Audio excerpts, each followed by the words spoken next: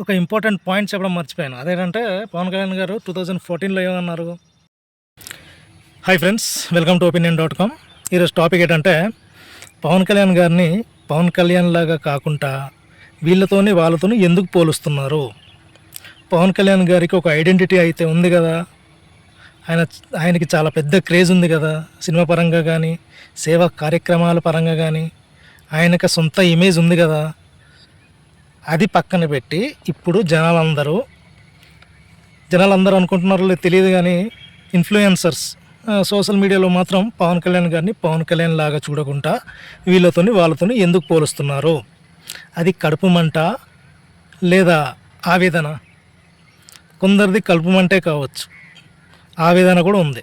అది ఎలా అంటే ఎందుకు పోలుస్తున్నారంటే 2014లో పార్టీ పెట్టగానే కొన్ని సీట్స్ తీసుకొని ఎంతో కొంతమందితో పోటీ కనుక చేసుంటే అది జనాలు ఆహ్వానించేవాళ్ళు. విజయ్ గారు నేను నేర్చుకోవడానికి రాజకీయానికి వచ్చాను, కొన్నాళ్ళు నేర్చుకుంటాను, ఆ తర్వాత సీఎం అవుతాను అని ఆయన ఎప్పుడు చెప్పలే. ఫీల్డ్లో మనకి లోపల సేవ చేయాలన్న ఆలోచన కనుక ఉంటే ఫీల్డ్లో ముందు దూకేయాలి, అక్కడ నేర్చుకుంటారు. అప్పుడు మంచి అవకాశం ఉండింది, అయినా సరే ఆయన పోటీ చేయలేదు.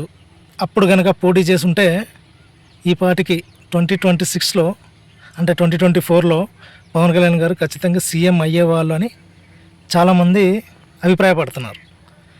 పవన్ కళ్యాణ్ ఫ్యాన్స్ కూడా, అభిమానులు కూడా 2014లో ఎందుకు పోటీ చేయలేదు, చేసుంటే బాగుండు అని చాలామంది ఫీల్ అవుతున్నారు.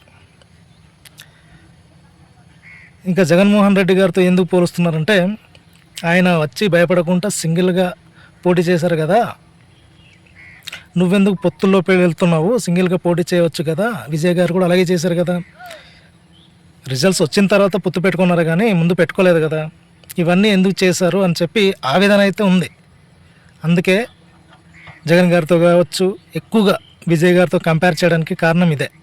ఇద్దరు కూడా మంచి స్టార్స్, ఇద్దరు కూడా సేవా కార్యక్రమాలు చాలా ఎక్కువగా చేసిన వాళ్ళే, ఇద్దరిలో కూడా మంచి పేరు ఉంది. కానీ విజయ్ గారు ఏం చేశారు, ఒక స్టెప్ ముందుకొచ్చి చాలా ధైర్యంగా పోటీ చేశారు, సీఎం అయ్యారు. అలాగే పవన్ కళ్యాణ్ గారికి కూడా సేమ్ ఛాన్స్ ఉండింది, మిస్యూజ్ చేసుకున్నారు అన్న ఆవేదనతో కొందరైతే విజయ్ గారితో పోల్చడం అయితే జరుగుతుంది. అందుకే ఇదే కారణం. ఒక ఇంపార్టెంట్ పాయింట్ చెప్పడం మర్చిపోయాను. అదేంటంటే పవన్ కళ్యాణ్ గారు 2014లో ఏమన్నారు, మన రాష్ట్ర కొత్తగా ఏర్పడింది కాబట్టి రాష్ట్ర భవిష్యత్తు కోసం ఎక్స్పీరియన్స్డ్ ఉన్న నాయకుడు కావాలి కాబట్టి చంద్రబాబు నాయుడు గారికి సపోర్ట్ చేశారు. ఆయన అక్కడ వాడిన పదం ఏంటి, నాకు ఓటు చీల్చడం ఇష్టం లేదు, నాకు ఓటు చీల్చాలన్న ఆలోచన లేదు, అందుకే నేను పోటీ చేయట్లేదు అన్నారు. ఈ స్టేట్మెంట్ ఇట్ సెల్ఫ్ ఒక విషయం కన్ఫర్మ్ చేస్తుంది. అంటే నాకు అంత బలం లేదు, చీల్చడం అంటే ఏంటి, చాలా తక్కువ శాతం ఓట్స్ ఒక పార్టీకి డ్యామేజ్ చేయడమే కదా. అంటే మాది చాలా తక్కువ షేర్ ఓట్స్ ఉన్నాయి, అంటే తక్కువ శాతంలో మా ఓటర్స్ ఉన్నారు, సో నాకు ఓట్లు చీల్చడం ఇష్టం లేక ఓ పార్టీకి సపోర్ట్ చేస్తున్నాను అని చెప్పారు. అక్కడే ధైర్యంగా ఎన్ని వస్తే అన్ని పర్లేదు, 20, 30, 40, 50 ఎన్నైనా వచ్చేదేమో ఆ ధైర్యంగా పోటీ చేసుంటే.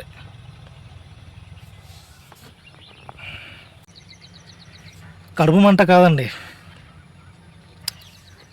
ఆవేదనతో చాలామంది కంపేర్ చేస్తున్నారు విజయ్ గారిని పవన్ కళ్యాణ్ గారిని.